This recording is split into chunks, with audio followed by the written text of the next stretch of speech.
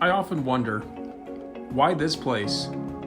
Why do men decide to take the steps into Freemasonry? What is their journey about?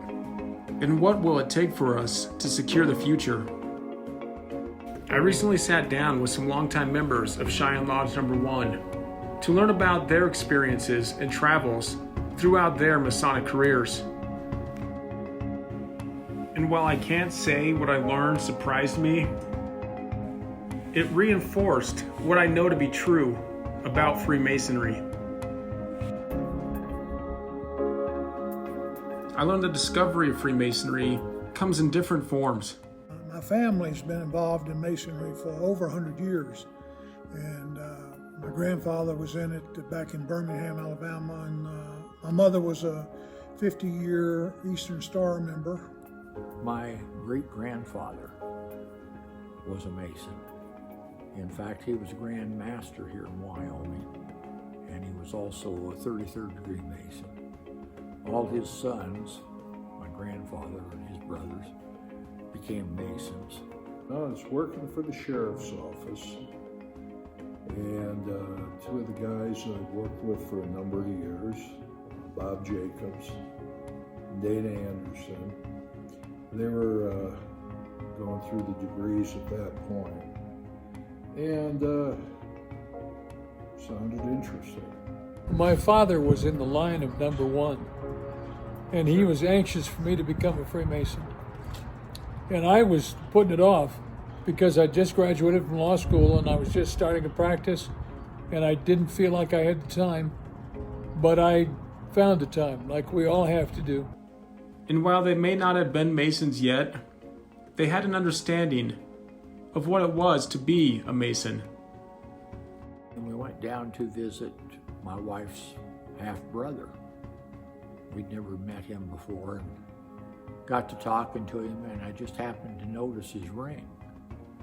And the ring he wore was identical to the ring my grandfather had worn all his life. And I asked him about it, and I said, "Are you a Mason?" He said, "Yeah," and he showed me the ring and all. We talked for quite a while, and as I came home, I told my wife that everybody I'd ever met that I know was wearing that ring, I was always impressed with them. They were people that just, there was something about them that was special. I felt comfortable around these people, and they had the same like ideas and values that I had.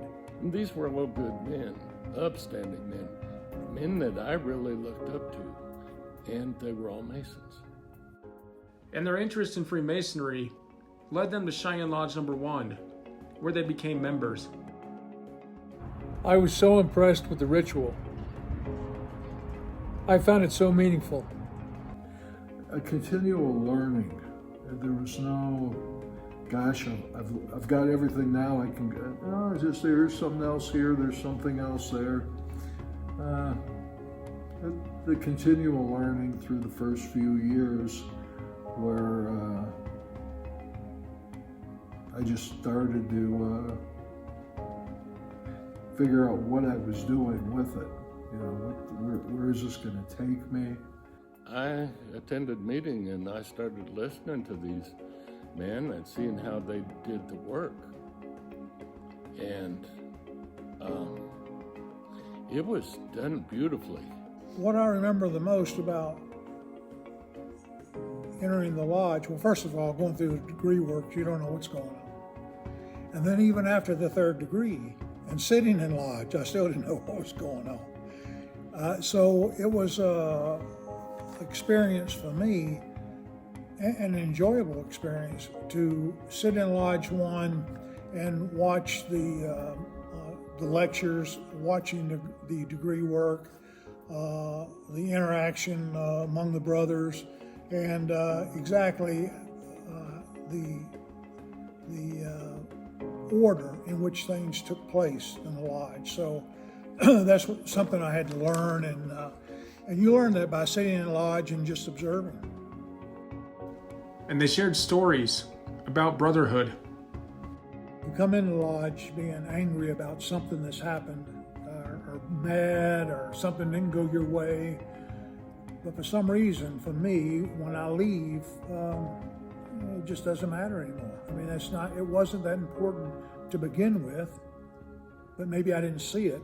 But just the calmness and the feeling of, like I said, brotherly love in here, and spirituality that affects me, it just calms me down. Yeah, I was trying to hang Christmas lights, and I had a horrible cold. And my wife didn't like it. Didn't think I belonged on a ladder. It was colder than the dickens that day, so she went inside, called two of the brothers that she knew I'd been hanging around with, and suddenly they showed up at the house. They hung up all the lights on the outside of the house. And that was when I really found out that when the Masons say that they're your brother and they're there if you need them, they really meant it. And ultimately, they shared advice for new members. Get involved. Take part in the degree work. To really pay attention and try to become friends with all the members, to actually be a brother, and devote themselves to the lodge as much as they possibly can. They don't have to give it every waking hour, but give the time you can, and just enjoy the fact of being a brother, and really try to practice the tenets. Just don't try to overanalyze what the degree work is about and the lectures. Once you get your book to follow the degree work, follow the lodge procession, so to speak, then you'll get a better understanding. And I would say to someone who is just come to lodge and watch what the other brothers are doing in their respective offices, to see how they carry themselves and try to emulate that. But just sit in and observe, and I think that's what you have to do at first. Take your time. There's a lot to learn in the Blue Lodge. There's a lot you can give to the Blue Lodge, and there's a lot the Blue Lodge can give to you.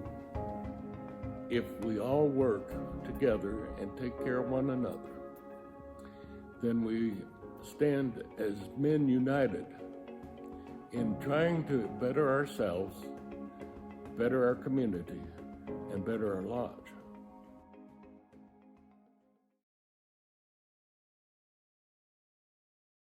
Brother Aaron, Wayne Johnson, Past Masters Dinner tomorrow, September 24, 5:30 at the Albany. It'd be great to see you. Bye.